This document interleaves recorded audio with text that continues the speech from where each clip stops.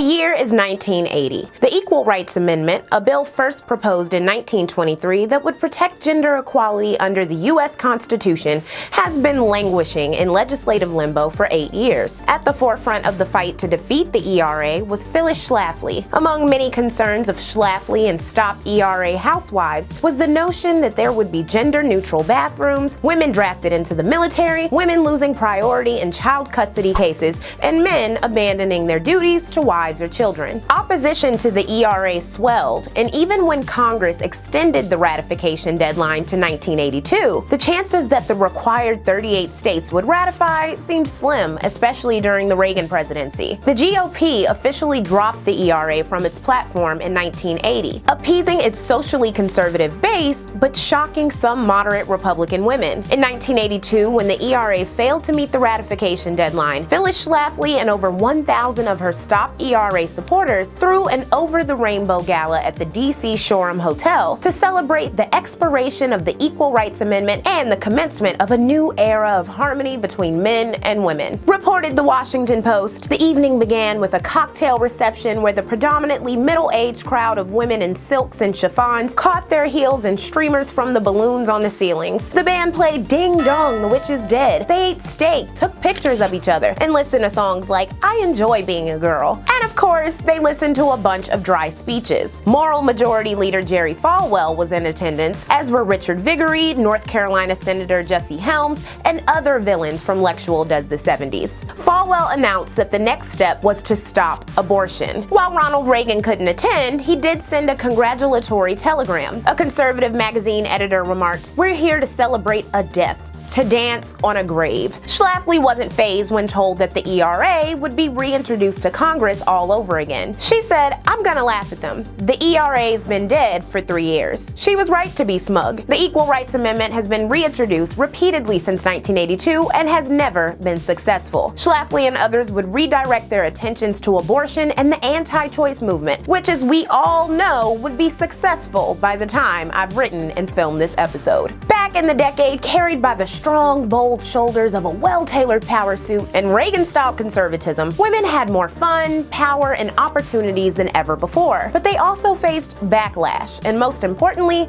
internal divides and debates. Perhaps the biggest mistake one can make in any study of history is turning any group of people into a monolith, and looking at women in the 1980s is no different. Let's explore the pop culture, feminism, politics, misogyny, and other forces that shaped, targeted, and reconstructed womanhood and motherhood in the 1980s, with an emphasis on Black women. In this episode of Lexual Does the 80s, we'll be discussing women.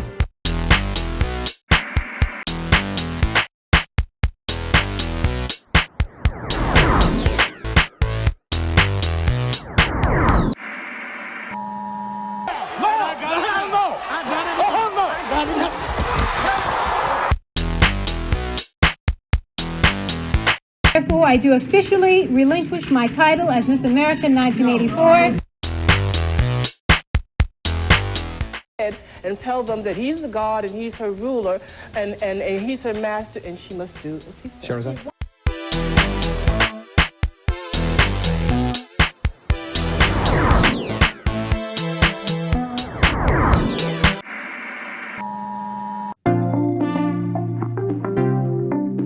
Expansion and deregulation of TV meant for much more women-driven and centered content in the 1980s. There were catfighting women in power suits pursuing and maintaining massive fortunes on indulgent soap operas like Dynasty, shout out to Diahann, Carroll. I don't care what you say to my face, you viper.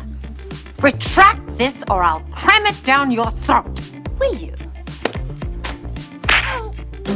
The brilliant Clair Huxtable, played by Phylicia Rashad, had a thriving law career and 5 children on The Cosby Show. There was the super sleuth Jessica Fletcher, who solved mysteries in the fictional town of Cabot Cove on Murder, She Wrote. And Black women were fictionalized via 227, starring Jackee Harry, Marla Jenkins, and Regina King, though Jackee was the real star. Nice dress. Oh, direct from a new designer. $25,000. Direct from an old boyfriend. Free. Name something you must have in order to live. A man. One of the 7 wonders of the world. A rich man.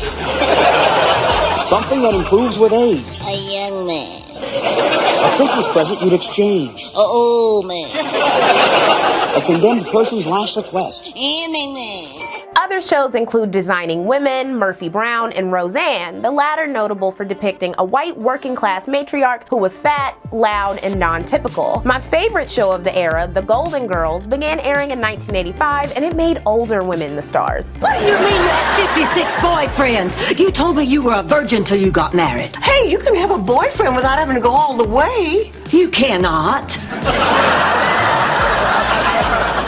If that were true, Rose, that would mean you were a slut. Oh, come on, Blanche, how can you say that?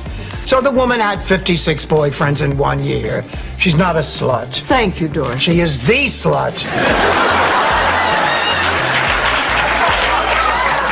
She's the grand poobah of slutdom. She is the easiest woman in this room. Dorothy Spornak, you take that back. The slut is dead. Long live the slut. The show, which humorously turned misconceptions about the elderly on its head, was a staple of Saturday nights on NBC and became a cult hit long after it finished airing in 1992. In addition to featuring a lot of cheesecake, it also dealt with controversial topics relevant to a growing elderly population like HIV/AIDS, elder care, ageism, homelessness, and interracial marriage. Speaking of that last one, the show was clearly a reflection of the times, with racist stereotypes and even rape culture. Like a recurring joke, that main character Dorothy Spornak was unconscious when her estranged ex-husband Stan impregnated her. But the realism was also shown by the fact that the 50-plus-year-olds were sexually active. The Silver Vixens of Miami weren't the only ones exploring the sexual possibilities on television. Another staple of 1980s TV was Good Sex with Dr. Ruth. While in her 50s, Dr. Ruth, a Holocaust survivor, former Zionist soldier, sociologist, sex therapist, and professor, hosted a TV and radio show all about sex, talking candidly about everything from abortions to sex positions. I'm scared because in my entire life I've only experienced internal climax maybe 10 times. Wait, let me tell you something. You better tell him that there is no such thing as a vaginal, what you call internal, orgasm as against clitoral orgasm. Okay. By 1985, there were an average of 450,000 people watching her every weeknight on Lifetime. The network had officially launched in 1984, focusing on women's programming. Dr. Ruth's popularity led to book deals, TV syndication, a trivia game and board game, and interviews with magazines like Playboy. One writer described Dr. Ruth's appeal thusly: her long suit is her merry smile, funny giggle, and accent dripping chicken soup. It's not that she's saying anything unusual about sex, it's that she's saying anything at all. We don't expect to find a woman who looks and sounds like Dr. Westheimer to be talking about sex on television. It's positively adorable, of course, and it's clear who the show is aimed at. It's aimed at us, the mass audience. Dr. Ruth's background and identity showed that there was a growing desire for more media personalities than just white guys. The rise of Oprah Winfrey, whose early tabloid days we come back to in the next episode of this series, is proof. Said a TV columnist comparing her to the then reigning king of daytime TV, she's a roundhouse, a full-course meal, big, brassy, loud, aggressive, hyper, laughable, lovable, soulful, tender, low-down, earthy, and hungry. And she may know the way to Phil Donahue's jugular. In the world of music, black women experimented and thrived. At just 14 years old in 1984, Queens rapper Roxanne Shante became one of the first popular female MCs with her diss track Roxanne's Revenge. She faced excruciating sexism, like in 1985 when she lost a Best Freestyle Rapper contest because Judge Curtis Blow didn't want to vote for a girl. That same year, two aspiring nurses at Queensborough Community College decided to start a rap act. Cheryl James and Sandra Denton would become Salt and Peppa, and along with 16-year-old DJ Spinderella, they were the first female rap act to achieve gold and platinum status with songs like Push It and I'll Take Yo Man. In 1989, 19-year-old Queen Latifah released All Hail the Queen, with songs that tackled the everyday issues of being a black woman. Meanwhile, Grace Jones, an icon of 1970s disco, transitioned into new wave, pop, and club music. Her 1981 critically acclaimed album Nightclubbing features one of her most prominent androgynous images, and while the album swelled her popularity with the LGBTQ community, it wasn't so popular in the mainstream. But in the mainstream, Janet Jackson, starting off as superstar Michael Jackson's little sister, released Control in 1986. It was her third album, but her first one created after she terminated business affairs with the Jackson family. Taking control of her image and artistry at 19 years old,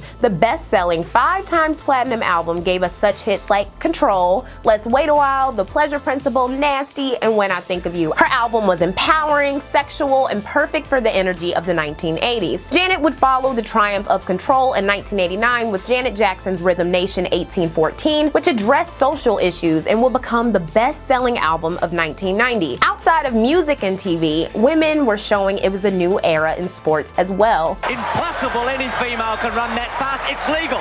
She's done it again. She certainly did do it and maybe stole the headlines of the games of the 24th Olympiad. Probably the star of the games of '88. Florence Griffith Joyner, aka FloJo, would set records in the 1980s as an Olympic gold-winning track star. Before unfair, unfounded, and untruthful allegations of steroid use in 1988 temporarily tarnished her reputation and opportunities, FloJo enjoyed popularity and media attention for her eclectic style. I know that I'm not out there taking my clothes all off or revealing anything like that. It's just that the outfits are bringing attention. Where did the idea for the one bare-legged running suit come from? I usually run in the two-leg bodysuit. And I was working on a new design, and I was in the mirror, and I was cutting the leg off. And I was in the mirror, I said, wow, that looks nice. And then I said, nah, I won't try it. And then I got some briefs that I wear now, and I put it over it, and I said, that's not a bad idea. Another of Florence's creations, a negligee running outfit, has transformed her into something of an international sex symbol. Her outfits were wild and audacious, and her nails were unlike anything seen at the Olympics. If you're wondering what fashion statement Florence will be making at the upcoming Olympics, she'll be wearing official Olympic garb. The Charlotte Observer was astounded that Joyner, quote, jacked up her appearance fee at track meets from $1,500 to $25,000 overnight, writing, not bad for a girl who grew up in the ghetto. She'll always be my nail icon, but more importantly, 2 of her fastest running times are still unbeaten today. By the way, she also designed the 1989 Indiana Pacers uniform. FloJo was the 7th of 11 children and grew up in the projects, and her personal style and achievements, along with her background, demonstrate that the types of women in the spotlight were growing more numerous in the 80s. But was pop cultural currency translating to actual power? And how would women in pop culture influence and reflect other facets of womanhood in the decade? Polls released in the months before the 1980 election revealed that most women considered the Gipper cool and aloof towards their concerns. Reagan's attitude towards women, who he regularly called gals, was pretty predictable. There were no women in the highest posts of his campaign, but on TV and in the press he was regularly shown with smiling women. The 1980 elections would reveal a new trend that has persisted ever since. 56% of American men voted for Reagan and other Republicans, while just 47% of women did. Described Rolling Stone in 1982. As one pollster suggested, we may someday soon be calling it the Democratic Women's Party. When a media consultant was asked how he would advise male candidates to appeal to women voters, he replied, I would recommend a sex change operation. In other words, a lot of male Democrats are going to find themselves replaced in the next few years by Democratic women. This would obviously factor into the next election, when Walter Mondale selected Geraldine Ferraro for his vice president running mate. Said Republican and pro-choice advocate Mary Crisp, the Ferraro phenomenon is an extraordinary factor because it makes it easier for Republican moderates who are also feminists to justify moving over. It was the birth of the gender gap, in which women of all races overwhelmingly voted for the Democratic nominee, thanks to key platform issues like the ERA, abortion, and equal pay. Reagan didn't understand why most women weren't really feeling him, writing in his diary, watched some TV in bed and saw Gloria Steinem take me over the coals for being a bigot and against women. Either she is totally ignorant ignorant of my positions, which I doubt, or she is a deliberate liar. Was Reagan against American women? 2/3 of them were working in the 1980s, and a high priority briefly appeared to be the passage of the Women's Economic Equity Act, which was introduced in 1981 and would address pay discrimination and lack of daycares for working mothers. It had bipartisan support. Summed up one newspaper, the new act sets up no new program, does not venture into the more sensitive social issues, and costs the government nothing except the loss of some tax revenues. Conservatives will have a difficult time opposing it on principle unless they are willing to admit that they automatically equate strong families with subservient, dependent, and unfairly treated females. Debates on the act took place from 1982 to 1983 at the end of the economic recession. Ronald and other conservatives rejected the EEA for 3 reasons. First, the new law would expand federal power and clash with the tenets of conservatism, aka the go-to excuse except for when Republicans want to regulate abortion access or expand the police state. Secondly, as misogynists, anti-EEA opponents did not like that the legislation would help divorced or single women, calling it unfair to married women because it would undermine families. This is despite the fact that no-fault divorce laws passed in 43 states often eliminated alimony, causing many women and children to suffer a 73% drop in their standard of living after a divorce, while the ex-husband's living standard jumped 42%. Lastly, conservatives claim that there was no wage disparity or glass ceiling, and that if a woman earned less than a man, she did less work or would soon be pregnant and quitting and therefore was not worth promoting. Because the economy was bouncing back during the time of the debates, a White House memo dripping with wishful thinking said, women who have been forced into the labor market to help buttress eroding family incomes will once again be free to stay at home and care for their children. In February 1983, 6 Republican congresswomen in the House of Representatives asked Reagan to support the EEA. The effort was futile, and unsurprisingly, the EEA failed to pass Congress without Reagan's support, and its popularity with women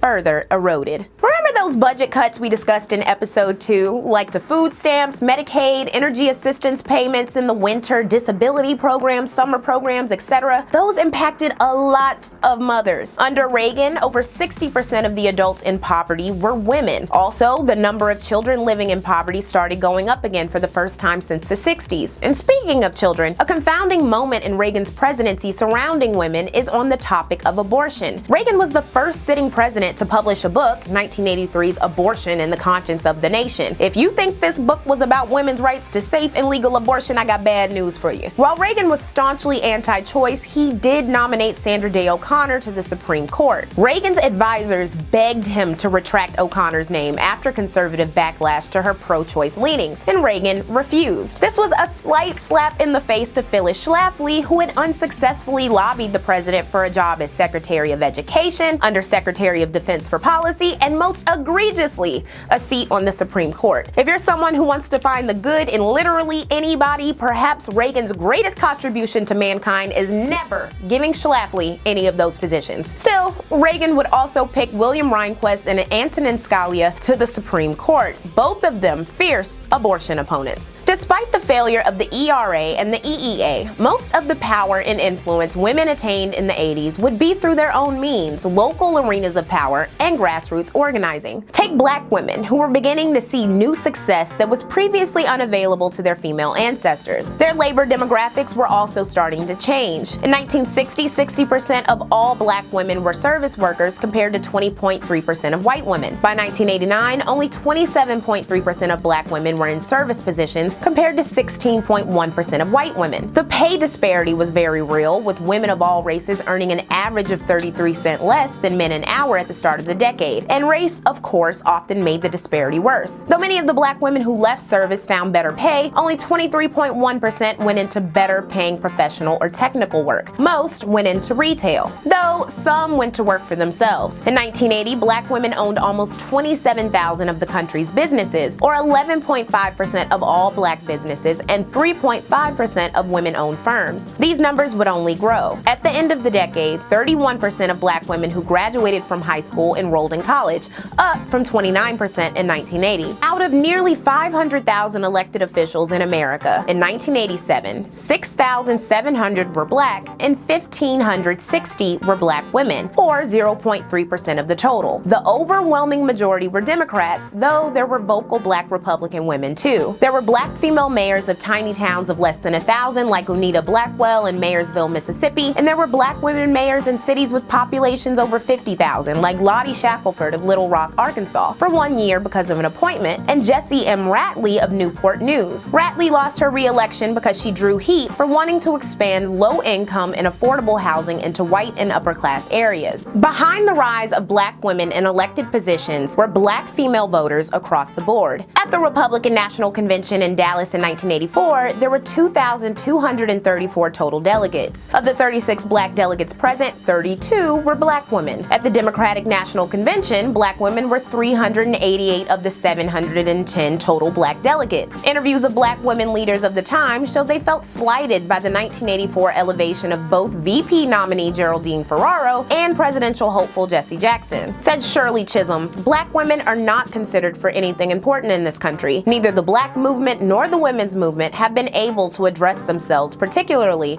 to the black community." In '84, the National Black Women's Political Caucus was founded in response to the vice president's selection of Geraldine Ferraro, with Shirley Chisholm, fresh off of her retirement from Congress, serving as chair. The committee was bipartisan, and Republican and Reagan supporter Gloria Toots served as vice chair. The caucus planned to form coalitions with other women's organizations from a position of strength. The same year the caucus was founded, historian and lawyer Mary Frances Berry and lawyer and caucus member Eleanor Norton became instrumental organizers of the Free South Africa movement, a coalition of groups determined to abolish apartheid. Organization was catalyzed after activists Walter Fauntleroy and Randall Robinson, along with Berry, were arrested during a staged sit-in at the South African embassy. Anti-apartheid protests followed across multiple college campuses. Clearly, black women were involved with more ways to connect and organize than ever before, but this also meant exposing many differences in opinion. In 1985, Empowerment, a Black Woman's Issue, was hosted by author, historian, and feminist Paula Giddings at a New York public library. The panelists include Jewel Jackson McCabe, president of the National Coalition of 100 Black Women, which had 3,000 members in 19 states and 47 chapters by 1986. The coalition had begun hosting the Kandasi Awards at the New York Met for intellectual and creative pursuits by black women in 1982, with awards going to women like activist Ella Baker and Rosa Parks, historian Nell Irvin Painter, and ballerina Janet Collins. At the Empowerment panel, Jewel cited black women's alleged $183 billion buying power and noted that black women voted in the last election at a higher percentage than black men or white women. She also criticized white women's organizations and said that black women taking black men's jobs was a myth. The second panelist was Tony Luck, a Republican, Reagan campaigner, and business owner who advocated for self-esteem and black women switching to the Republican Party. She said, "You've got to play the game of the land you're in. We're in a capitalistic country, and that means making money. And if you don't agree, go to Russia." The final panelist was Althea Simmons, the chief lobbyist of the NAACP. She urged black women to lobby, organize at the grassroots level, and put pressure on Congress to care about black women's causes. The three panelists represented mainstream concerns and solutions held by politically minded black women focused on electoral politics in the 80s. The mainstream women's movement was going through numerous fractures we'll address in a bit, but a particular change that emerged was that 80s feminism was more about working within institutions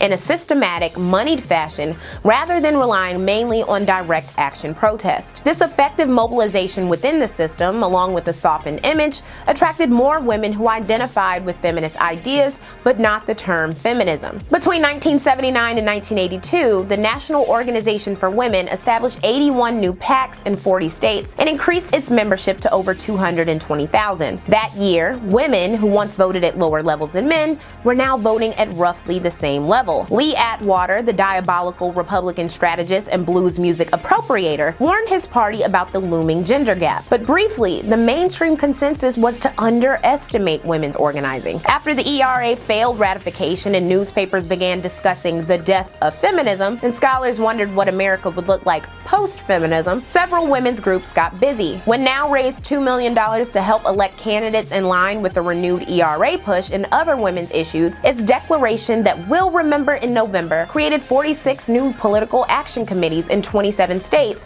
for a total of 80 elected officials, some of them male Democrats who had been running against Republican women. Meanwhile, NARAL Pro-Choice America would claim victory for 70% of the 186 pro-choice candidates it supported in the early 80s. Another women's focused PAC was Emily's List, founded by activist Ellen Malcolm, future first female governor of Texas Ann Richards, and 24 other women in 1985. The group's acronym stood for Early Money is Like Yeast. The group's primary mission was to raise money for pro-abortion female Democratic politicians, believing that early money would give credibility to their campaigns and bring more support down the road. By supporting and promoting Democrats specifically because of their pro-choice agendas, there was a continuation of turning a blind eye to harmful foreign and domestic policies. The Democratic Party, which for years now had been slowly moving away from its class-focused alliance with labor unions and urban machines, saw the shift in both women and black people's growing power. There was a potential in championing identity politics while still maintaining the status quo of class division and imperialism. While an RNC spokesman claimed that the party would take action to woo female voters, the DNC claimed women would be a very important constituency. Polls showed that women 18 to 44 years old were 1/3 more likely to call themselves Democrats than men, and that men from 18 to 24 were the most likely to call themselves Republican. Republicans were thinking of a strategy, albeit a very limited one. While Now and Democrats were treating women like a monolithic voting bloc who would automatically vote on gender interests, Republican strategists were interviewing and targeting the women who would be most receptive and ready to vote: unemployed housewives, married women, and white women. By highlighting controversial issues like affirmative action and Satanism, abortion, and sex ed, Republicans could do the bare minimum in courting women while still attracting a committed core group. When the Women's Agenda Conference was held in Des Moines, Iowa in 1988, over 40 national women's organizations and delegates gathered for the moderate Republican-leaning event. Can you guess which presidential hopeful showed up? None of the 6 Republican primary candidates bothered to go, and only 2 declined invitations formally. At the center of Democrats growing increasingly reliant on women's votes and Republicans insisting that the woman's role was the heart of the American family were arguments about feminism. I think that feminists are running a political course against every issue I believe in. I'm not for federal funds for abortion. I'm not for affirmative action. Sure, there's discrimination out there, but you can't just sit there feeling sorry for yourself. It's the individual woman's responsibility to prove her worth. Then she can demand equal pay, said one 20-year-old pre-law student at Fordham University,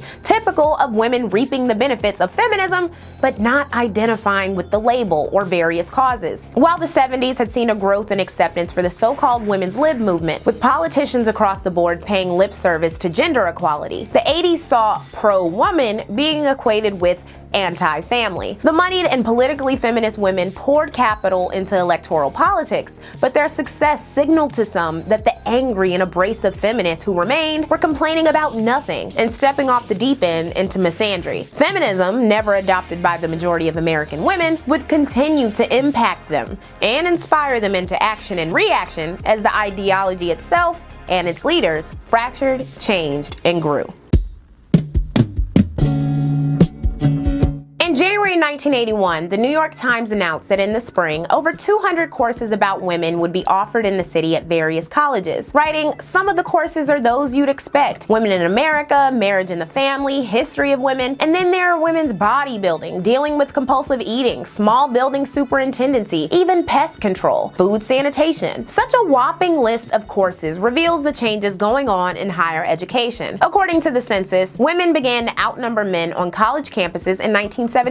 By 1981, there were 108 women in college for every 100 men. By the end of the decade, over 54% of undergrads were women, and close to 50% of four-year colleges had women's studies programs, which were continuously influencing and changing the material in other courses like literature and history. Institutionalizing women's studies gave younger generations a new access to feminism, while also providing fuel for raging discourse about new ideas and splintering factions. More than ever, Black feminists worked works were being published and circulated. 1981 saw the publishing of This Bridge Called My Back, writings by radical women of color, including pieces by Toni Cade Bambara, Audre Lorde, and Pat Parker, as well as Latina and Asian writers. That same year, Bell Hooks published Ain't I a Woman, exploring the racism and misogyny black women historically faced, including in the black nationalist and feminist movements. Angela Davis published Women, Race, and Class in 1983, detailing the unique ways that black women experience life and hardship because of misogyny, racism, and classism. Sister Outsider was published in 1984, a collection of works by Audre Lorde that explored feminism from a post-colonial feminist and lesbian perspective, addressing everything from homophobia to classism to ageism. Paula Giddings also published one of my favorite history books, When and Where I Enter,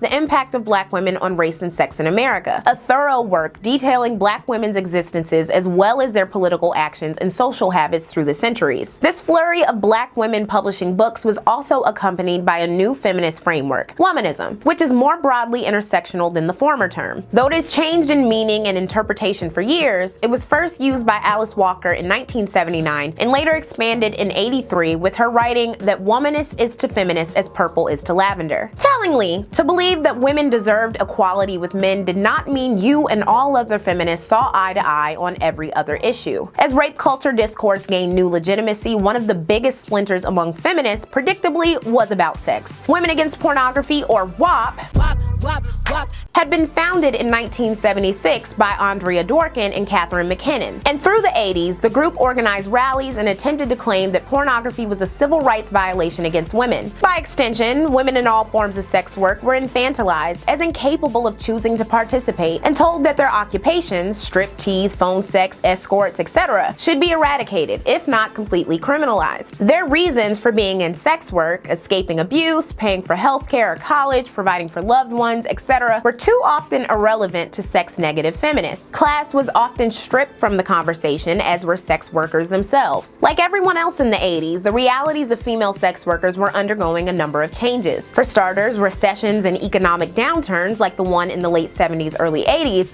are historically accompanied by women entering into sex work, from stripping at the local club to deciding to have a casual John here and there to make rent. Secondly, the HIV/AIDS crisis put full-service sex workers more at risk and made it more clear than ever before that they needed regular access to condoms and medical care. Changes in technology like the fax, cell phone, car phone, and pager meant escorts seeing upper-class clients could do more screenings, be more selective, and stay off of the streets, leaving them often to operate on their own without a pimp or madam if they chose, though high-price escort companies would flourish in urban centers like New York. As for the rise of VHS and video rentals, more full-service sex workers found themselves turning from the streets to doing porn as a main source of income. Andrea Dworkin, who would write, "Under patriarchy, every woman's son is her betrayer and also the inevitable rapist or exploiter of another woman," testified before the Meese Commission. Rather than endorsing obscenity laws, Andrea proposed 5 solutions for what she considered to be the porn problem. They included keeping records of when porn was used in violent crimes, banning porn in prisons, enforcing laws against pimping and pornographers, enforcing RICO against porn producers, and creating anti-porn civil rights legislation with payouts for harm done to women. Anti-porn activists face opposition from groups like Feminists Against Censorship Task Force. Rather than listening to the women who worked in the porn industry and wanted safer conditions and fair pay, anti-porn feminists focused solely on those who had been brutalized, coerced, or simply regretted their time in the industry. A lot of anti-porn rhetoric dwelled in old-fashioned and sex-negative views of women, despite emerging evidence that women in the 80s were experimenting, sexually curious, and looking for healthy ways to express their sexuality. In 1980, Cosmopolitan magazine published the largest ever study of the sexual habits of American women, using the responses of over 100,000 of its readers for a deep analysis. The details were surprising. 37% of respondents masturbated several times a month, and another 25% masturbated several times a week. 25% of the women had sex with 11 to 25 people at the time of the survey. 15% had been with over 25 people. Only 10% had been with one person. 54% of married women admitted to cheating during their marriage, and 84% of the women regularly participated in cunnilingus and fellatio. Such open attitudes towards sexual behavior, once deemed immoral, would no doubt trickle over to porn consumption. So unsurprisingly, anti-porn and sex-negative feminists also face opposition from women who enjoyed pornography pornography, especially lesbians who desired to see and or create erotic representations of themselves. On Our Backs, a San Francisco-based magazine riffing off of the 1970s feminist newspaper Off Our Backs, published feminist literature and lesbian erotica. In 1984, porn performer Candida Royale, aka Candice Vidala, founded the first feminist porn production company, Femme Productions, to focus on female desire not centered around the male gaze or the proverbial cum shot. Meanwhile, what constituted the male gaze and whether or not women should be interested in attracting it, rejecting it, ignoring it, or capitalizing on it extended outside of porn. "We give you permission to have nicely plucked eyebrows," Miss Magazine declared in 1980, going against earlier popular feminist theory that caring about beauty was not just a waste of time, but a symbol of the patriarchy and performing for the male gaze. The 9-year-old publication would eventually launch a fashion column and leaned into celebrity reporting. Were these editorial changes reflecting an overall change in mainstream feminism, or were they just reacting to what its audience wanted? After the somewhat laid-back reputation of beauty routines and grooming of the 70s, the 80s seemed much more obsessed with beauty, fitness, and desirability by comparison. A look back at images of women in the 80s showed that heavy makeup was in. Eyes, lips, and cheeks were often dominated by bold colors. While makeup brands expanded their color selections for lipstick, shadows, and blush, foundations usually didn't explore enough shades of brown, leaving black women and other women of color to mix up their own shades from various products or to make do with shades that didn't always look good. The only department store brand that focused on black women was Ebony's Fashion Fair Cosmetics, which had been on the market since '73. The importance of looking good in a society that had only recently begun appreciating the intellectual and cultural power of women was palpable. And as Miss Magazine's pivot showed, even feminists could join in on the frenzy. The stereotype of the unkempt and masculine feminist loomed in the background. Said one 27-year-old, "I'm feminine, not a feminist." I picture a feminist as someone who is masculine and who doesn't shave her legs and is doing everything she can to deny that she is feminine. As commentators pondered if women could have it all, careers, family, happiness, and if feminism was dying, youth and beauty seemed to hold more value than ever. For a lot of women in the workforce, especially those in entertainment and other public-facing roles, beauty and youth were key components of their careers. Up until the 70s, it was routine for airlines to retire flight attendants over the age of 32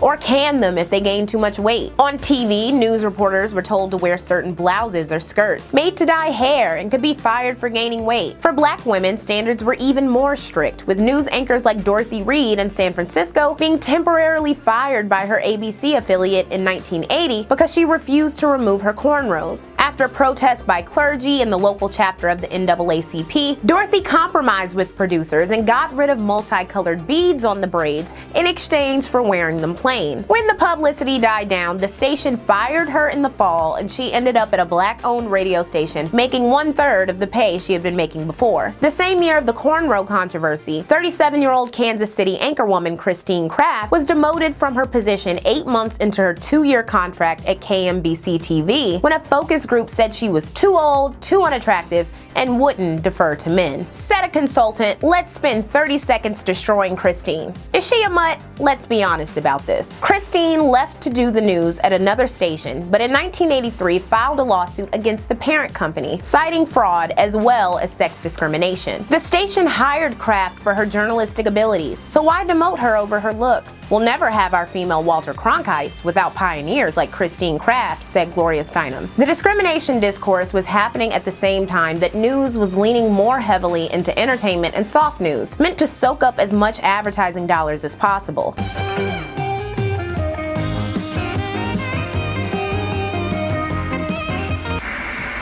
So what will the Soviet General Secretary do to unwind between his heady engagements? Well, the Russians have requested and received copies of Platoon and Top Gun, and were also given copies of Cry Freedom, Nuts, and The Princess Bride.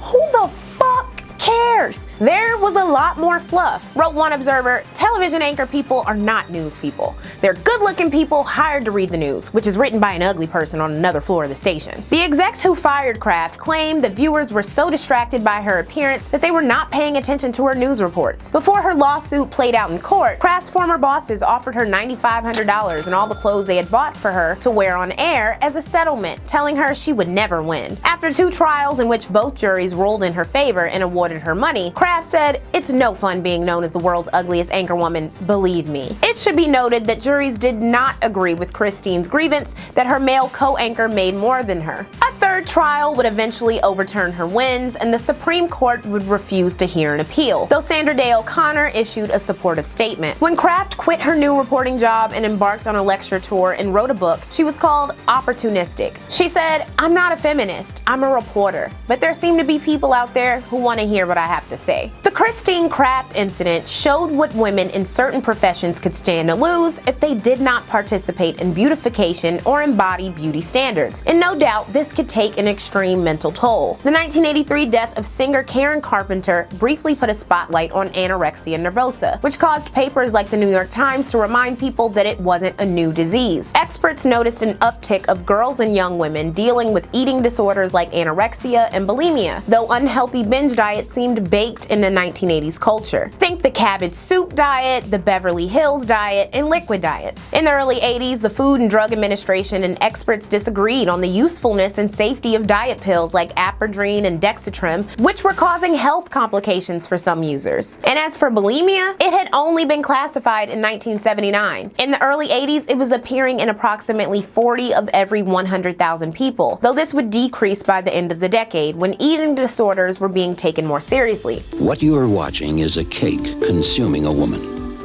It sounds funny unless you're one of the 5 million Americans consumed with eating or denying food. The cake could be any food. The woman could be anyone.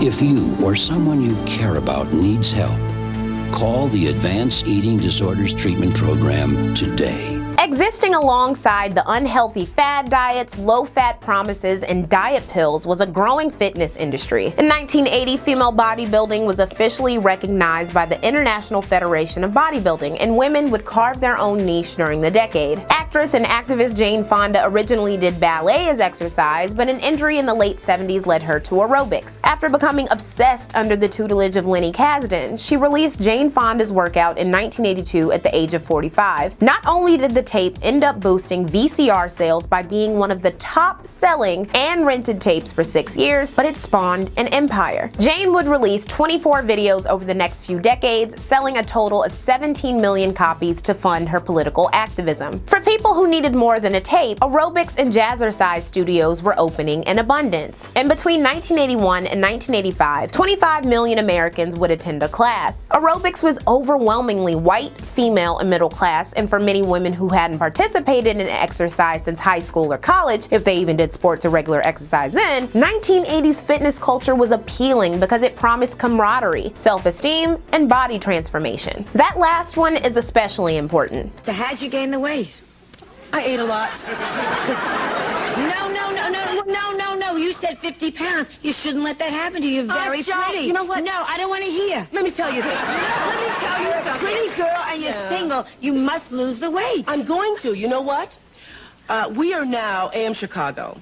In Chicago, we're starting a diet with Oprah. Great. Yes. In conjunction with the Tribune, so that I have been put under pressure to finally do it. Society valued thinness in women, regardless of their personal achievements or character. Consider the fact that the most popular episode of the most popular talk show of the decade, The Oprah Winfrey Show, was the Wagon of Fat episode. Proud of her liquid-only diet and prodded by fat-phobic commentary all around her, Oprah wheeled out a wagon of 67 pounds of animal fat to show how much weight she lost. The obsession with weight loss and thinness was often for people with the money, time, access, and physical ability, often leaving out the poor and the disabled. Of course, crash diets and the obsession with thinness wasn't new, but the technology of the 80s made the problem more pressing and widespread. The constant images of thin and happy celebrities and tastemakers, along with very specific expectations of conventional beauty, meant more women could and did change some physical part of themselves in pursuit of perfection and more social currency. And what couldn't be changed by makeup, aerobics classes, and dieting could be changed with a scalpel. In 1986, nearly 100,000 liposuctions were performed, just 4 years after the technique had been introduced. And by 1988, more than 1 million Americans a year were going under the knife for some kind of plastic surgery. 88% of them were women. The problem was that plastic surgery at the time was a severely underregulated industry. Though any licensed physician could legally perform any medical procedure, that didn't mean they were qualified for all specialties. In addition to unscrupulous as doctors operating on patients with dangerous preconditions and mental health issues, some people weren't being fully informed on complications or the possibility of further surgeries. Additionally, though the FDA was granted the power to regulate all medical devices in 1976, by 1988 it still hadn't officially approved or prohibited saline breast implants, which were getting very popular. Even though breast augmentation was largely seen as a vain cosmetic procedure, its growing availability would come to reflect new arguments about feminism, choices, and empowerment. And the plastic surgery adventures of celebrities like Dolly Parton and Cher were reported on with increasing frequency, normalizing the practice of elective surgery. Self-improvement became a gendered issue of self-empowerment,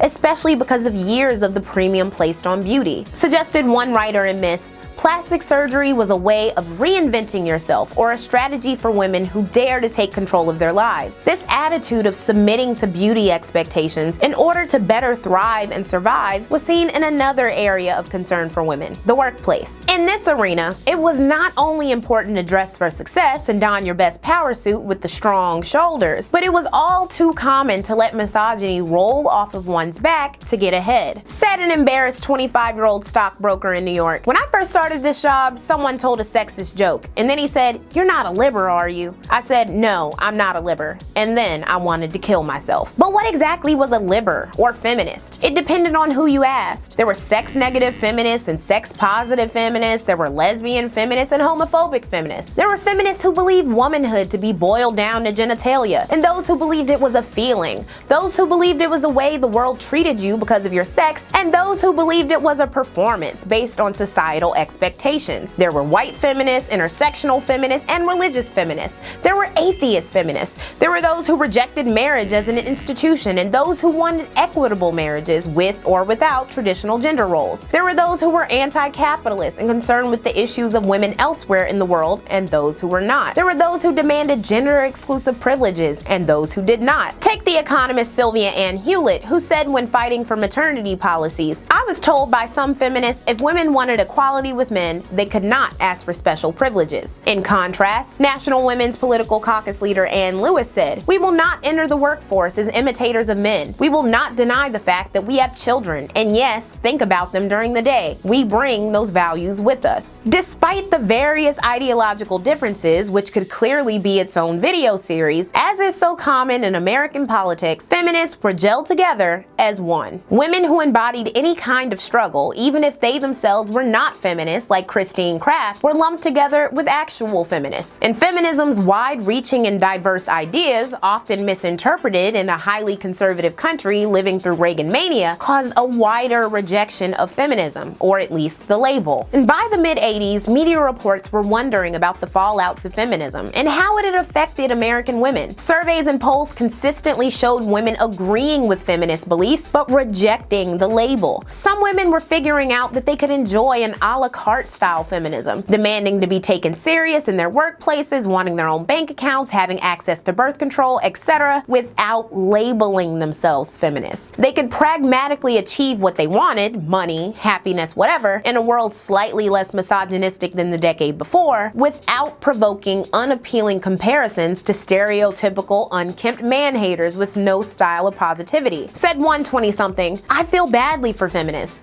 It's all right to be independent and strong, but a lot of those women are alone." I do feel gratitude towards those women in terms of the actual political changes that have taken place. In this oft-repeated view, the specter of the lonely, unloved feminist served as a boogeyman for all single women interested in equal gender roles, high-earning jobs, or other untraditional things. Having success and equality, some feared, would make them undesirable candidates for love and marriage. Love and marriage go together like a horse and carriage. In 1988, a year before it was reported that 68% of women with children under 18 were a part of the country's workforce, conservative leader Paul Weyrich was bursting with optimism, fresh off of a college lecture tour. He remarked to writer Susan Faludi, "10 years ago, when I talked on campuses about the lie of women's liberation, I got an absolutely hostile reaction. People hissed and booed. Now I get great interest. At last, the lie of feminism is being understood. Women are discovering that they can't have it all. They are discovering that if they have careers, their children will suffer. Their family life will be destroyed. Wayrich probably didn't start the decade off so optimistically. During this time, Having It All was the title of a 1982 book by a Cosmopolitan editor giving questionable advice, not a feminist slogan, not that it truly ever has been. It was the same period that only 1/3 of women were homemakers, and the Census Bureau had stopped defining husbands as the only possible heads of house. And by the mid-80s, things were supposedly dire. Declared Newsweek, if you're a single woman, here's your chance of getting married, using a flawed and later discredited Harvard-Yale study about a rise in spinsters who outnumbered available men. Newsweek told women that the average 35-year-old single woman had a 5% chance of marrying. A wrong statistic the magazine would not withdraw until 2006. CBS, meanwhile, devoted a 5-day morning news segment in 1987 to single women who regretted never getting married. The implication was clear. Lower your standards because there's a man shortage, or you might get left out cold. Some people believe that women would be leaving the public sphere, aka the workplace and the streets, to return home to be full-time wives and mothers. For the most part, they would be sorely mistaken. Conservatives, who both hated single childless women who became bitchy money-making bosses as much as they hated single mothers who just needed a little government assistance, insisted that women's equality was responsible for women's unhappiness. Wayrich and other leaders like Jerry Falwell were rejecting the ERA and dragging feminists as being anti-family, claiming that they were infiltrating government positions. In 1981, Wayrich and the Heritage Foundation put forth the Family Protection Act, which sought to dismantle gains by women's liberation. The bill proposed new tax incentives to seduce women into having babies and staying at home, like offering men the right to set up a tax-deductible retirement fund if his wife made $0 a year. The highly misogynistic bill was co-sponsored by 7 Republican House representatives and 2 Democrats in the most conservative pockets of the country, including Georgia Representative Larry McDonald, who died on that 1983 Korean air flight that we discussed in episode 1. I love when things connect all randomly. Anyways, the bill failed, but other family legislation proposals would follow. So to be clear, while targeting programs that would help non-traditional families like single mothers, such social conservatives also had a disdain for women who entered the workforce to take care of their families. A 1987 Supreme Court ruling decided that the state of California was, quote, not guilty of sex discrimination in requiring employees to give unpaid maternity leave to female employees and to guarantee their jobs for up to 4 months. This controversial decision showed that most states and American workplaces didn't help women in their pursuit to have it all. And by the way, that California law was the bare minimum because it was unpaid. That same year, the Bureau of Labor found that only 2.2% of 1.1 million American workplaces offered child care services to their employees, and only 3% helped pay for employees to get child care elsewhere. Some people believe that prioritizing equality was limiting women's abilities to be effective mothers and wives, making them unhappier than before feminism, and possibly dooming American society. Pointing to rising crime brought on by poverty and the satanic panic crimes we discussed in the last episode, pundits blamed the breakdown of the American family. At the core of the crisis was the selfish woman who either chose to be single or who didn't prioritize marriage and motherhood over her career. Women are bailing out. A 1986 Fortune magazine article reported that business women from Ivy League schools were leaving the corporate world due to stress, emotional difficulties, and being away from family. The data used for the report was faulty and the story was largely anecdotal, but other news reports would follow and turn up the anxiety. Less than a year after the article was published, the proportion of women applying to business schools shrunk. Other magazines told horror stories about the dating trials and tribulations of women who sought equality in high-paying jobs. Said a co-host during the 1986 ABC special, After the Sexual Revolution, feminists never calculated that as a price of revolution, freedom and independence would be turning to loneliness and depression. The media pondered about the dwindling population of viable men and capitalized on the fear of divorce by publishing life after divorce horror stories. Programming was also created to offer on-air reconciliations between ailing couples. Wrote Susan Faludi, for women, the press reported over and over again, broken wedding vows lead to severe depression, a life of loneliness,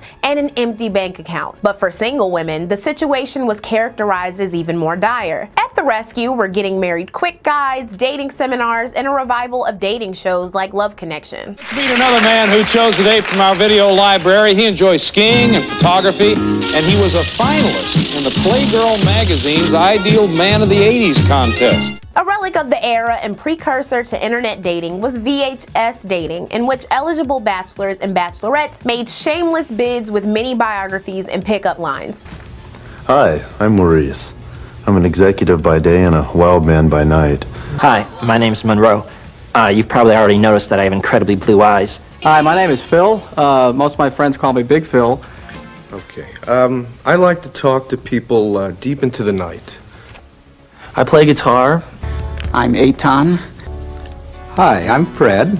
Hi, my name's Mike, and if you're sitting there watching this tape smoking your cigarette, well, hit the fast forward button, because I don't smoke and I don't like people who do smoke. And old heads be laughing at us for dating on the internet. Along with video dating agencies, matchmaking services grew in popularity thanks to the perceived man shortage. Said one such business owner in 1986, "I am getting rich in this business. It has revolutionized courtship rituals." One popular service called Together, a Boston-based personal introduction firm, charged $675 for an annual membership, on the low end for services that sometimes carried a $1,500 annual fee. Throughout the media panic of the purported man shortage, women's desires varied widely. Mounting polls and studies showed that marriage was no longer the most important aspiration in many women's lives. That didn't mean women weren't dating. In fact, there was a rise of women cohabitating with partners rather than rushing to the altar. Along with the promised threat of being lonely and single if they didn't get married soon, there was new speculation about mass infertility and reproductive issues. In 1982, more than 1 in 8 couples were considered infertile because they had not used contraception and failed to conceive for at least 1 year. The demand for infertility services like in vitro fertilization rose, and by the next year, the number of infertility-related visits to doctors increased to over 2 million. The scientific miracle of IVF was documented in stories like Janet Walton's, a British woman who was on her 13th round of fertility treatment when she became pregnant with sextuplets in the early 80s. In 1980, there were only 2 in vitro fertilization programs in the United States, and 10 years later, there were 3,192. But new breakthroughs in reproductive medicine also generated controversy. In 1986, a woman named Mary Beth Whitehead agreed to be artificially inseminated with a man's sperm because his wife couldn't get pregnant, and then she demanded parental rights after giving birth. This was before gestational surrogacy, in which a woman can carry and birth a child that she has no genetic relation to. In this case, Mary Beth was actually biologically related to the child, called Baby M in court documents, and Baby M would be kept away by Mary Beth from her legal parents for 87 days and eventually ordered into the custody of the father. The New Jersey Supreme Court later found that no contract can alter the legal rights of a woman who bears a child as that child's mother, though it did allow Baby M to stay with her biological father and his wife as it was deemed in the best interest of the child. However, visitation rights were awarded to Mary Beth. Until the advent of gestational surrogacy, this precedent would remain, giving parental priority to the birth mom and making surrogacy really tricky. The Baby M case spawned a miniseries on ABC and generated discourse about the future of third-party reproduction and the ethics of surrogacy. This seemed like an especially pressing issue thanks to fears of infertility. In 1981, an IVF expert had declared to Time magazine the United States suffers from an epidemic of infertility. The magazine claimed the rate of infertility in the United States had tripled over the past 20 years, and the childbearing potential of American women was in jeopardy. Doctors placed much of the blame on the epidemic on liberalized sexual attitudes, resulting in an increase in pelvic inflammatory disease, delayed childbearing, and the stress of a career, the article alleged. Experts claimed at the top of the list for potential infertility issues were hardworking, stressed-out women, like business executives. But as Margaret Marsh and Wanda Ronner pointed out, the nation's birth rate, which had reached a low of 14.6 births per 1,000 women in 1976, began going up to 15.9 in 1980 and 16.7 in 1990. Also during this period of infertility fear, the infertility rate dropped from 8.5% in 1982 to 7.9% in 1988. They continued, the number of women having their first births in their late 20s instead of at a younger age rose from 38.2 per 1,000 women in 1980 to 44.1 in 1990. Essentially, white women's choices to not only enter the workforce but to delay having children was used to blame them for infertility and miscarriages. At the same time, the women most likely to suffer from miscarriages and infertility were black women of all incomes and backgrounds. While the infertility rate of black women hovered around 13.1%, much of the panic surrounding black women and motherhood was about so-called crack mothers and babies. In San Francisco, for example, the number of black children taken from their parents has gone up 31% in just 30 months. And as Mike O'Connor reports in tonight's cover story, the reasons can often be traced to crack mothers. The next 2 years look the same way the last 2 years have looked. What do you see? We're talking about a whole race destroyed. We're not just talking about a race. I think we're going to have to put it broader than that. We're talking about a generation destroyed. We're talking about a generation with the majority of them being black and minorities.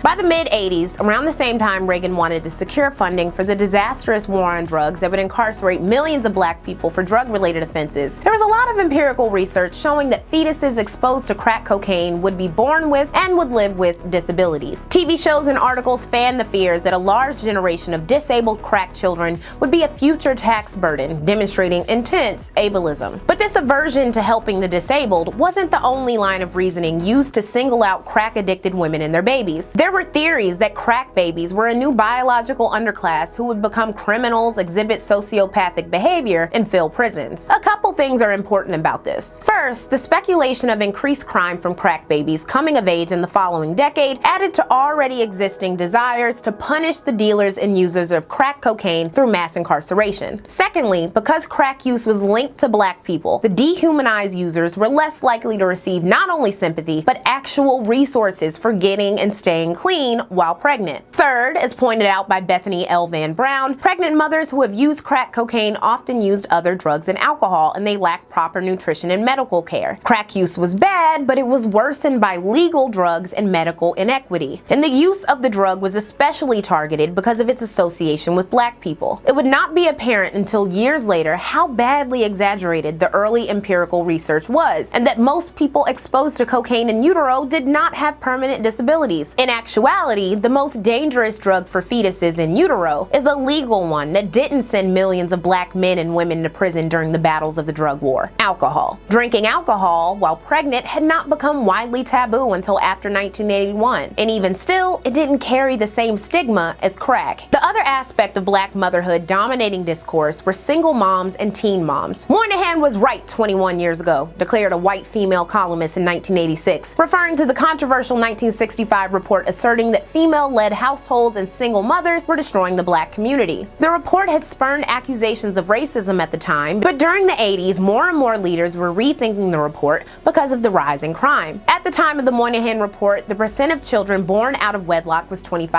In 1986, it was 59%, and by 1990, 64% of black infants and 18% of white ones were born to single mothers. This reflected national trends across racial demographics. By 1988, it was reported that over 1 million babies were born out of wedlock, more than half of them belonging to unmarried white women. And for the 1980s overall, the birth rate for unmarried white women increased by 51%, and just 7% for black women. But because black unmarried women continued to have higher birth rates than whites, unwed mother discourse was mired with racism and misogyny that absolved the state from its role in perpetuating poverty and white supremacy. White people like the aforementioned columnist, and even black liberals and conservatives with respectability politics in mind, could point the finger solely at irresponsible mothers as the source of decay in the black community. Thought leaders and politicians across the spectrum, as discussed in Let's Talk About Sex History and Dorothy Roberts' Killing the Black Body, considered ways to coerce poor mothers into birth control programs in exchange for welfare benefits. CBS filmed in Newark, New Jersey for 7 months and released The Vanishing Family: Crisis in Black America in 1986. It was hosted by Bill Moyers and had 2 white producers. The report emphasized that black women who had grown up without fathers in the home felt like they could be adequate mothers, and erroneously claimed that half of all black female teens got pregnant and practically none of them got married. Like most media speculation on black teen mothers, the documentary did not probe issues like sex education access, abortion access, and rape culture. It wouldn't be until much later that scholarship showed that many teen pregnancies are fathered by older, predatory men who have groomed their younger victims, underscoring the most important step in eradicating teen pregnancy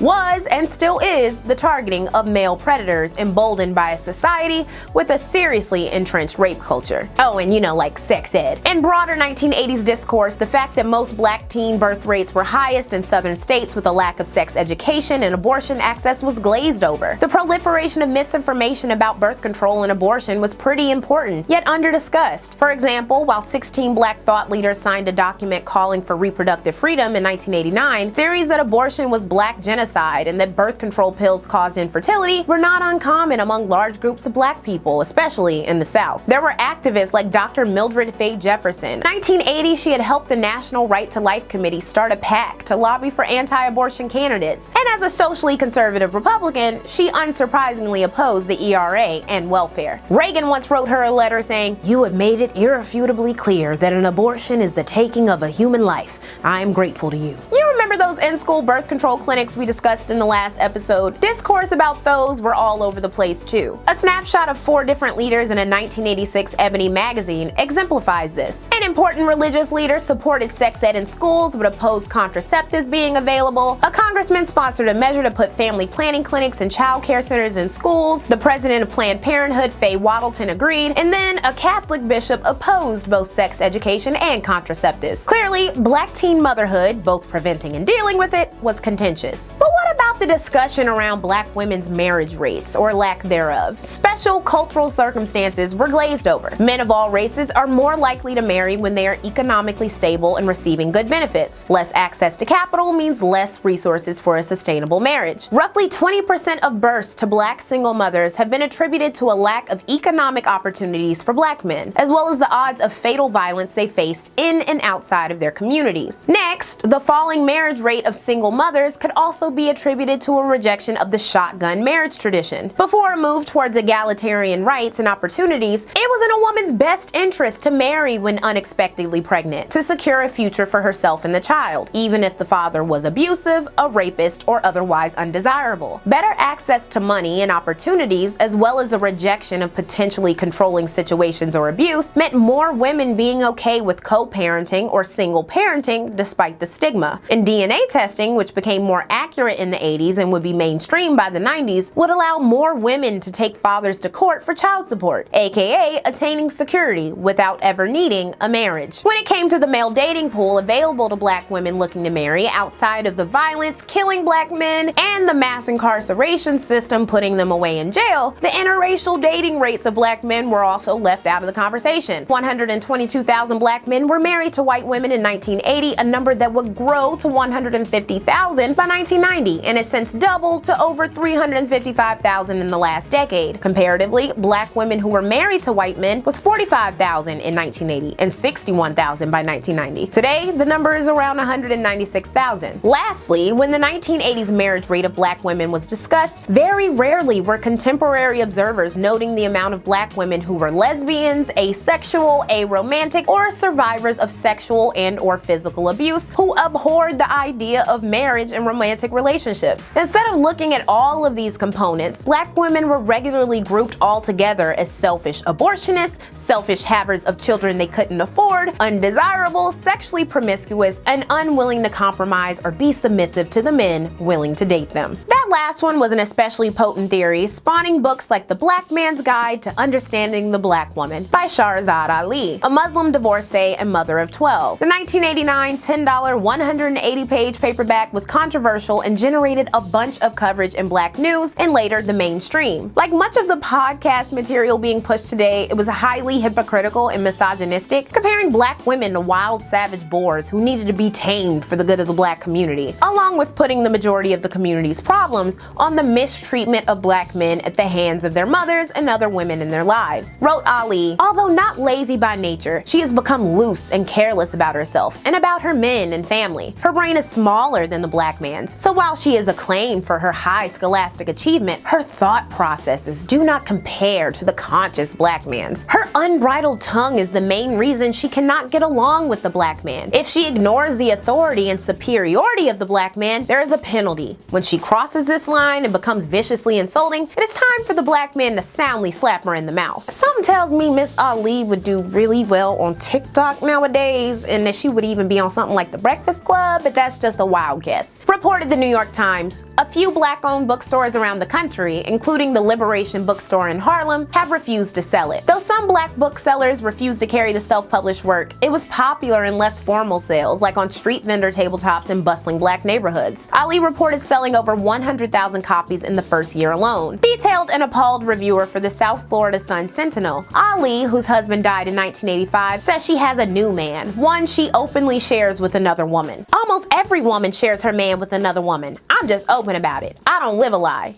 Continued the paper. In the guide, Ali asserts that the black woman and everything the black woman owns belongs to the black man. The author practices what she preaches. Ali and her man share everything, she says, including profits from the guide. I can always go out and make some more money, she says. I can't go out and find another man like this one. Wait, oh my God, we had pick-me's in the 80s.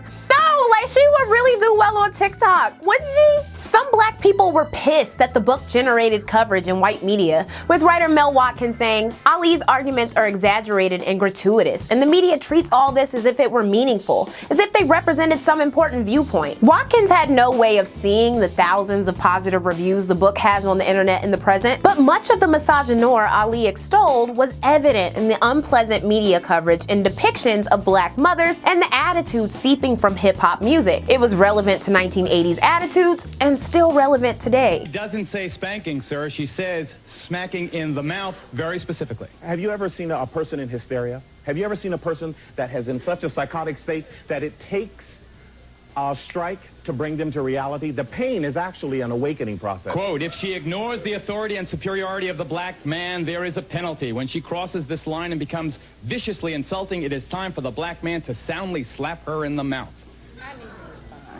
I think we are all here because I have tried to deliver a message to my people to help us with this healing process. Certainly it's a very sensitive issue and one that all of us are affected by.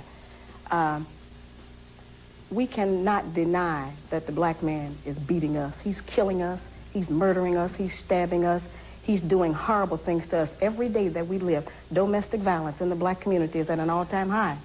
I'm trying to put some direction and restriction upon a situation. Now initially, I thought that black women were opposing to that one sentence out of that 204-page book because they were actually outraged. But I think it's a smokescreen, brother, and I think they're trying to make the sum total of the message in my book land on that one 5-word sentence. I disagree with the premise of the book, I disagree with the agenda of the book, and I disagree with the overall inclination of the book to undermine the black woman, to rob her of her self-confidence, to excessively blame her for societal problems that are not of her control. The black woman has, at very least, carried this race. Carried this race for several generations. And if she's stumbling and if she's falling now, it's because she's tired. And yes, she does need some help, but she needs the type of positive help and not no one to put their foot on her neck or on her head and tell them that he's a God and he's her ruler and he's her master and she must do as he says. I studied the dreadlock under the microscope and found that no matter how much you washed it, it had parasites and mites in it. And the people's hair would come out and everything else. Now, if anybody want to do that, go check it. And I have two beautiful, smart daughters whom, if any man uses this book, hold on a minute. If any man uses the prescriptions in this book, it is a prescription for disaster.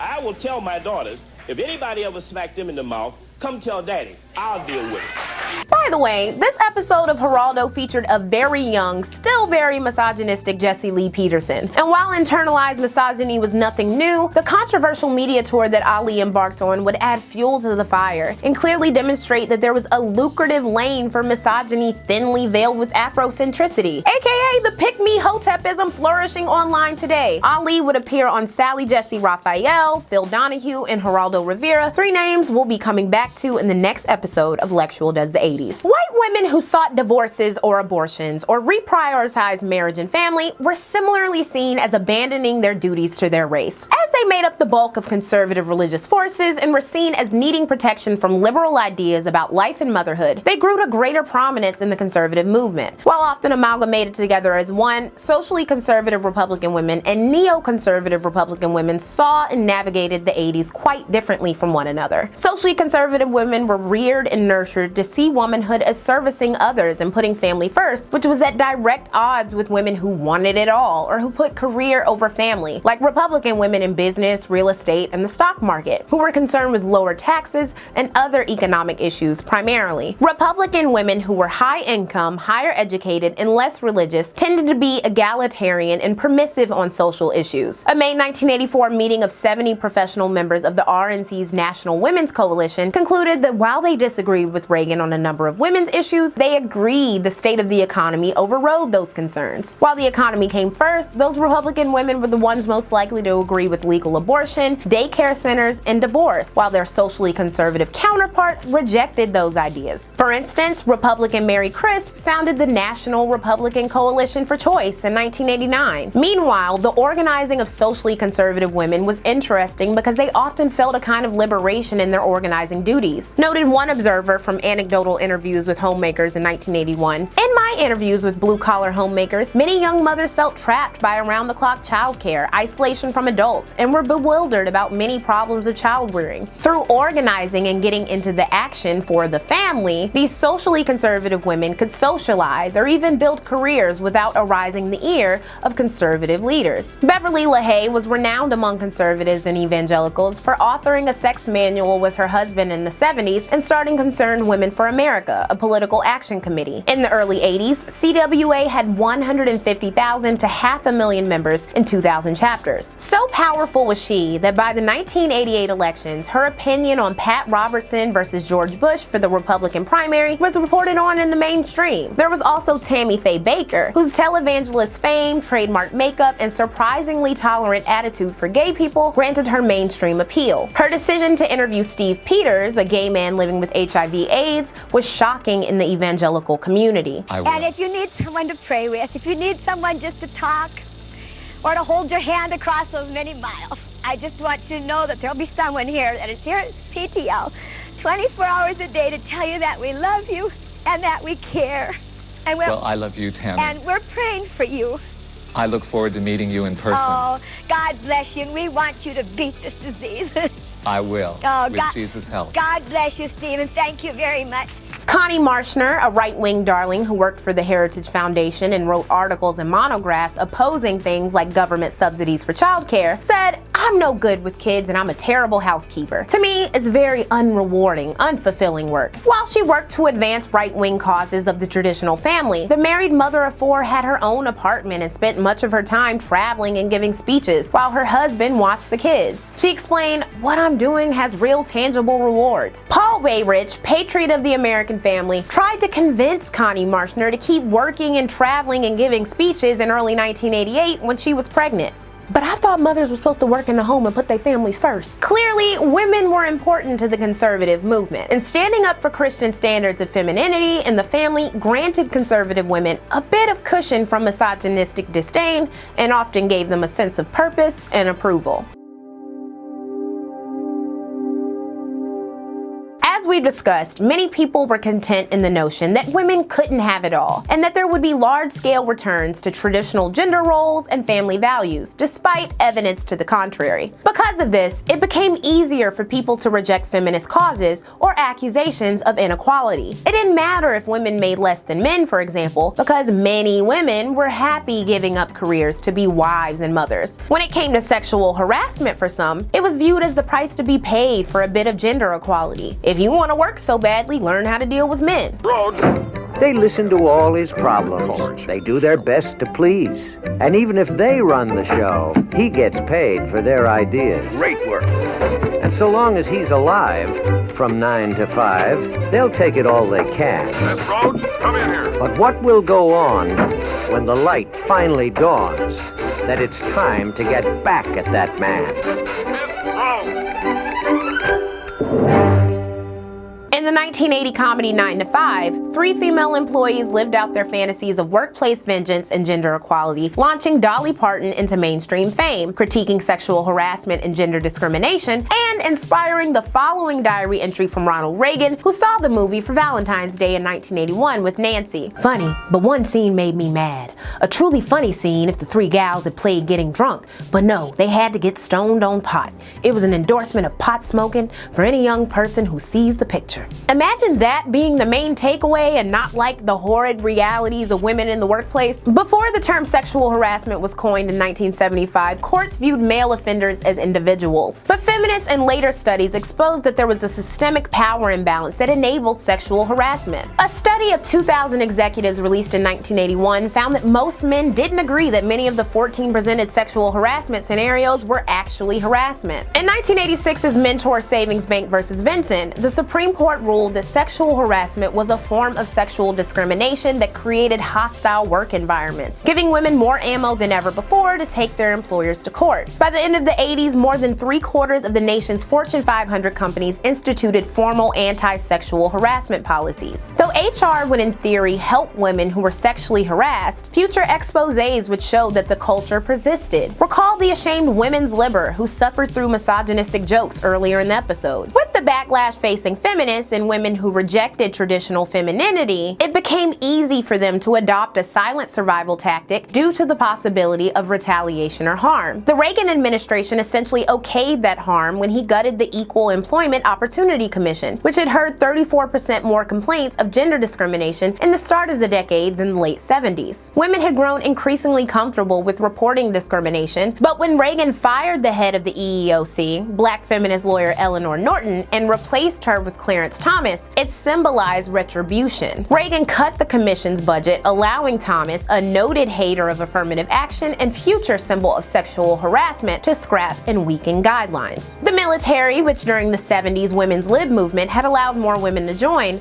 shut down newly opened jobs for women during the Reagan years. For a lot of the approximately 65,000 women who remained on duty in the 80s, they felt tied to a culture of silence regarding sexual harassment or rape, fearing that speaking out would lead to more consequences. Later writings and exposés would show them careful to avoid being dismissed as feminists or not being team players. This same culture of silence in the face of misogynistic abuse and harassment would later be revealed in fundamentalist circles, in Hollywood, and other realms where loyalty and submissiveness in exchange for safety and security is expected. Meanwhile, the backlash to safe and legal abortion was growing. In 1981, the Supreme Court backed a Utah law that required abortion providers to notify parents of minors at least 24 hours before the procedure. Numerous similar restrictions on abortions would follow. Supporters would be silent on tragic events like the case of 13-year-old Spring Adams in 1989 in Idaho. Her father raped her, impregnated her, and then murdered her the day before she was scheduled to have an abortion. The frequency of incest, often between men and their daughters, came up several times in the 80s. However, like in the case of Michelle Smith in the Satanic Panic book Michelle Remembers, repressed memories were at the center of some false incest accusations. Even still, like in the case of Spring Adams, incest was a real problem. Support groups and networks were established, like Survivors of Incest Anonymous, which was founded in 1982 in Baltimore. The tragic realities of girls and women seeking abortions, many of them sexually abused or coerced, were of no concern to anti-choice activists. In 1986, Randall Terry, the nephew of 3 outspoken feminists and pro-choice aunts,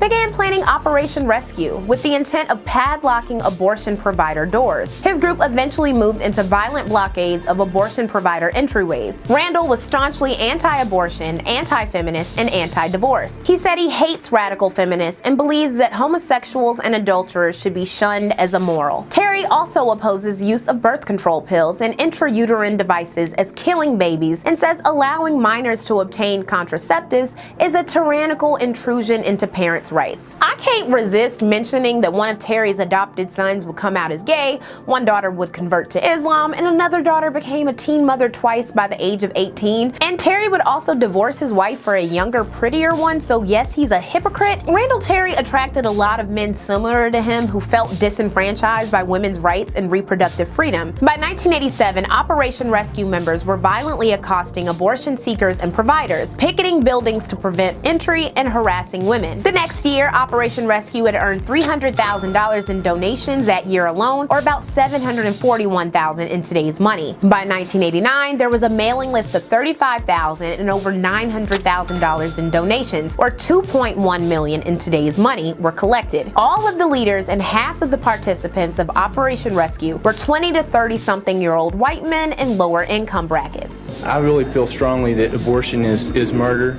and if abortion really is murder, which I believe it is, then we have a duty to do more than just write our congressman or sign a few petitions or maybe even picketing. We have a duty to do whatever is necessary to prevent the murders from taking place. Groups like Operation Rescue were a part of a growing sect of Americans who called themselves pro-life. This morning, many of these same people demonstrated in front of what they say is a Lubbock abortion clinic.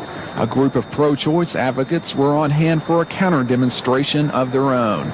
But tonight's rally is part of what pro-life advocates call Operation Rescue, a more militant approach. Some were chanters and attendees of marches, yelling epithets at women seeking abortions, but not getting directly violent. And then there were others. Between 1977 and 1989, 77 family planning clinics were set ablaze or bombed, while staff members at 67 clinics reported routine death threats. Staff members at 47 clinics, meanwhile, were assaulted or battered. Perpetrators, as we'll find out in the next episode, often had ties to white supremacists. As anti-abortionist violence raged and local and state governments attempted to criminalize and curtail abortion access with new limits and restrictions, mainstream forces distanced themselves from the pro-choice movement. Detailed Susan Faludian backlash, a now ad about a reproductive rights march was considered too controversial by 26 radio stations in 5 of the nation's largest media markets. The LA Times and the Washington Post refused to run the Fund for Feminist Majorities ad for a pro-choice film, Abortion for Survival. The squeamishness around abortion also took place among the scientific faction. In 1989, the FDA banned the abortion pill named RU-486 thanks to conservative Congress members and their constituents. By the end of the 80s, only one corporation was still funding research on contraception, down from 24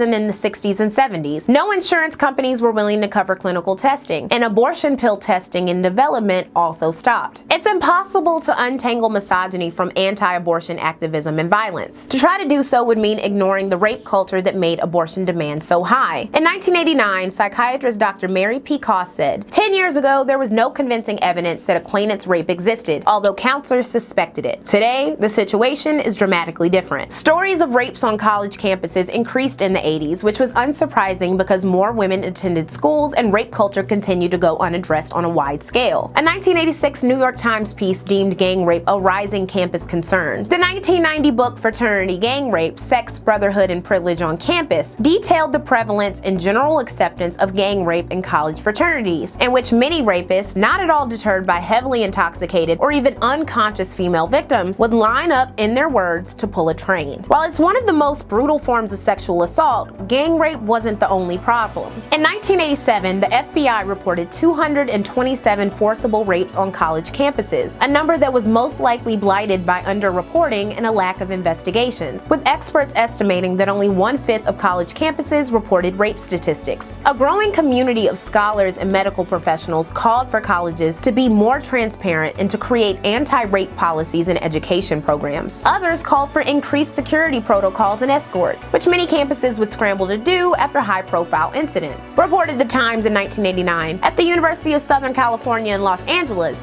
heavy security was imposed after 2 rapes and an attempted rape in late fall and a rape this month when a man forced his way into a student's room. New lighting systems have been installed, 5,000 whistles distributed to students, additional security guards posted, rape awareness sessions conducted, and escort services set up. After 2 rapes at Brown University in Providence, Rhode Island, an escort service of more than 100 students was formed to walk students home at night. Students at Brown even wrote a list of alleged rapists to warn others away from potentially dangerous encounters. While college campuses would slowly begin tackling the issue of sexual violence against women, society at large dragged its feet even slower to address and end rape culture. The country was thriving in it. When nude photos of Vanessa Williams, the first Black Miss America crowned in 1984, were published without her consent by Penthouse, the Miss America organization gave her 72 hours to resign, which she did. As the first Black queen, it was a pretty big deal and scandal. The issue containing the nudes, which Williams had signed signed a model release form for, was Penthouse's best-selling issue, and according to PBS, earned editor Bob Guccione a profit of $14 million. The fact that a woman's nudity was damaging to her and profitable to men reflected the realities of the times. It has never been, and it is not my desire to injure in any way the Miss America title or pageant.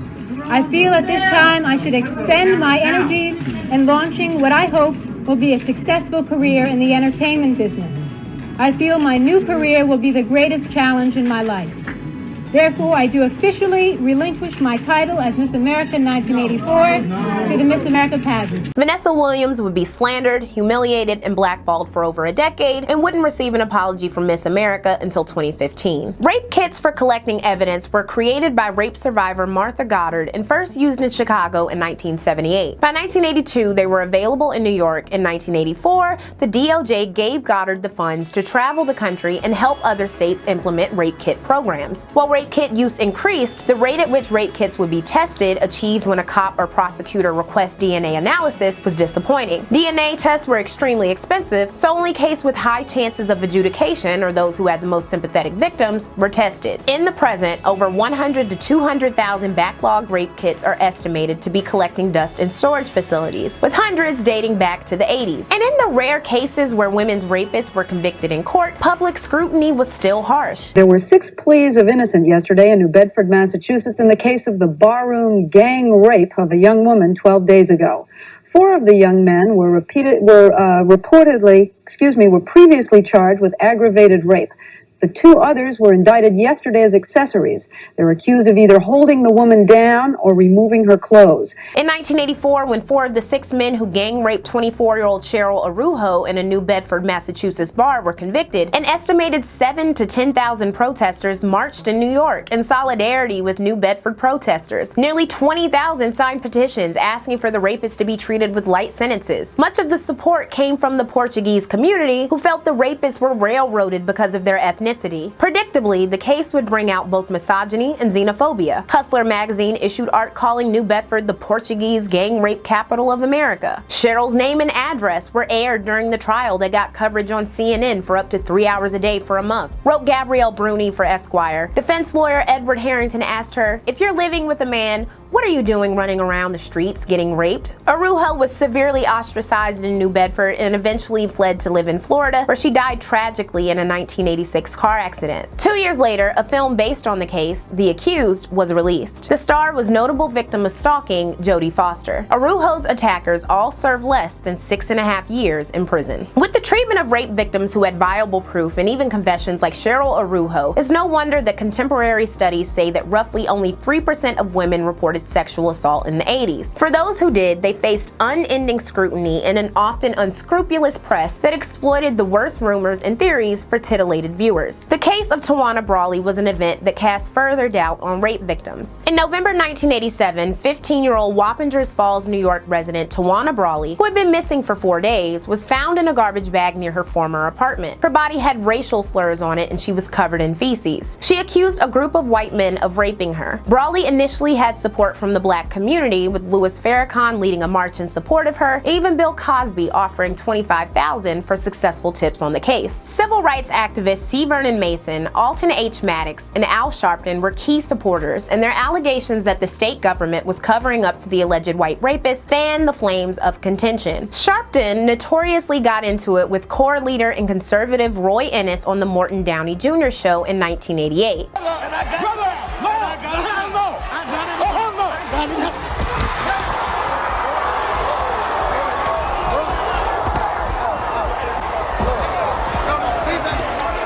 Roy Ennis, after his own investigation, didn't believe Tawana Brawley's version of events. It would come to be revealed that the teen, whose mother was abusive and whose stepfather had murdered his first wife, had fabricated the gang rape. The rape kit didn't show sexual assault, she had no injuries, witnesses saw her at a party while she was alleged to be missing, and the slurs written on her were written upside down as if she had written them herself. A bunch of other evidence casting serious doubt was further revealed by a merciless press, which even leaked her photos and name despite her being underage. Al Sharpton and other supporters were criticized as opportunists and would face lawsuits into the 90s. While the Brawley case represented the very small percentage of false rape accusations, the light treatment of confessed and proven rapists like Cheryl Arujo's brutalizers showed that society was not fully invested in the protection of women. In 1989 in Montreal, a 25-year-old entered a college campus and began hunting women in what he called an act of fighting feminism. He would murder 14 women and injure 10 more, along with injuring 4 men before dying by suicide. While the event was in Canada, the killer, Marc Lepine, became a clandestine hero in radical anti-feminist circles in America. He exemplified the type of absolutist violence in which hatred against women was irrefutably seen: murder. That same year, the crime of stalking, an extreme precursor to violence, was put into a national spotlight when Robert Bardot shot and killed actress Rebecca Schaeffer, who he had been stalking for 3 years. His reason? He saw her in a TV sex scene and wanted to punish her for being another Hollywood whore. A multitude of true crime murders of the 80s involved the serial killings of girls and women by men with intense hatred of them, but the empathy allotted to victims, and therefore the tone and frequency of news coverage, depended on race, age, desirability, occupation, and lifestyle, a reality that would continue long after the decade ended. Month of 1989, Time magazine asked, as women head into the 1990s, are they really so burned out from having it all? So thoroughly exhausted from putting in a full day at work and then another full evening at home that they dream nostalgically of the 1950s? But in those final months of the decade, new interest in feminism seemed to be brewing thanks to anti-abortion rhetoric, violence, and legislative attempts. By examining the treatment and existences of American women in the 80s, a few things become clear. First of all, there were conflicting beliefs and experiences among various groups of women who have often been discussed as a monolith in many history retrospectives. Arguments and resentments could be found in disagreeing groups of white and black women and other black women, neocons versus social conservatives, pro-sex feminists versus sex-negative feminists, and others. The experiences of disabled women were different from able-bodied women, the experiences of Asian women different from black women, and so forth. Many of these same chasms exist today. Secondly, this episode has shown how misogyny, or specifically the hatred, prejudice, and subjugation of female humans, no matter their gender identity, is culturally and politically ingrained into the American fabric because of the assumption and expectation that they will birth and rear the next generation, even if they have no plans of doing so. Hello? Third, misogyny and anti-feminism were important to conservative and new right organizing. Not to be contained to the right, that misogyny and anti-feminism oozed from the vitriol directed towards women in the black community by all politicians and increasingly hip-hop artists who would blow up in the 90s. The misogyny and anti-feminism was hemorrhaging from media that told women they should be fearful that they'd end up lonely and single if they didn't submit to societal expectations. It leaked from crash diet and plastic surgery culture, which encouraged a never-ending quest for self-improvement. Misogyny also oozed from the press coverage of battered women, raped women, and murdered ones too. Lastly, feminism changed and did not go untouched by the cultural wars. Young women were more likely to embrace many aspects of the feminist agenda, but didn't claim the label for themselves. Even still, feminism and its concerns, abortion, childcare, birth control, rape culture, intimate partner violence, etc., did change the way society saw women and the way they saw themselves. If the traditional woman was defined by motherhood and marriage were no longer the expected outcomes of sex and relationships, where did that leave those outside of conventional norms? Queer women and sex workers would more than ever lean into their own communities in the decade to come. As the queer community dealt with phobic violence in the wake of HIV, determined feminists and lesbians fostered new bonds, welcoming in trans women and others as their issues rose to mainstream prominence in the next decade of backlash. At the end of the 80s, feminism was becoming more globalized and intersectional, and discourse and activism would lean towards new possibilities about what dictated womanhood, laying the foundation of third-wave feminists in the 90s. Throughout this episode and series, the relentless fast-paced availability of news, often lacking nuance or downright exploiting divisiveness for dollars, has been a recurring feature. When coupled with the things we've talked about, like global politics, black progress, wealth inequality, gender equity, HIV, etc., the world, more globalized than ever before, seemed scarier than ever before. Not everyone would cope with their losses, both real and perceived, in a healthy manner. In the penultimate second episode of Lexual Does the 80s, we'll be discussing mental health, changes in media, disaster, white supremacist hatred, and the American psyche. If you're enjoying Lexual Does the 80s and the corresponding I Love the 80s, be sure to subscribe to Intellectual Media on Patreon. All it takes is $1 a month to help me produce 1 to 2 high-quality videos each month. Thanks so much for watching this video, and I hope you like and subscribe.